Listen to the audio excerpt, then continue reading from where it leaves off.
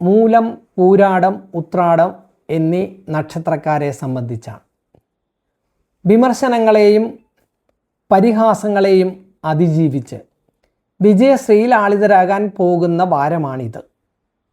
കഴിഞ്ഞ കുറേ കാലമായി കരിയറിലും ബിസിനസ്സിലും കടുത്ത തടസ്സങ്ങളും കണ്ടകശനിയുടെ ദോഷങ്ങളും അനുഭവിച്ചിരുന്ന ഈ നക്ഷത്രക്കാർക്ക് ഇപ്പോൾ വലിയ ആശ്വാസത്തിൻ്റെ സമയമാണ്. ഗ്രഹനിലയിൽ വ്യാഴം 8ാം ഭാവത്തിലാണ് നിൽക്കുന്നതെങ്കിലും ഉച്ചബലത്തോടെ നിൽക്കുന്നതിനാൽ അപ്രതീക്ഷിതമായി നിങ്ങളെ സഹായിക്കാൻ വ്യാഴത്തിന് സഹായിക്കും. വ്യാഴത്തിൻ്റെ പൂർണ്ണ ദൃഷ്ടി നിങ്ങളുടെ നക്ഷത്രങ്ങളിലേക്ക് പതിക്കുന്നതിനാൽ ശനിയുടെ ദോഷങ്ങളെ വലിയ രീതിയിൽ കുറയ്ക്കുകയും ചെയ്യും.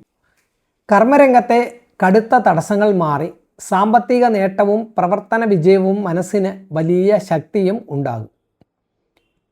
നിങ്ങളെ ഇടിച്ചു കാണിച്ചിരുന്ന മേലധികാരികളുടെയും സഹപ്രവർത്തകരുടെയും മനോഭാവം മാറും.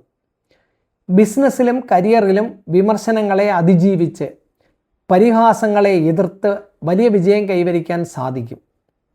മികച്ച രീതിയിൽ ജോലി ചെയ്യുന്നവർക്ക് വലിയ സാമ്പത്തിക ഗുണം കിട്ടും. മുടങ്ങിപ്പോയ വലിയ പ്രോജക്റ്റുകൾ വീണ്ടും ആരംഭിച്ച് വിജയിപ്പിക്കാം.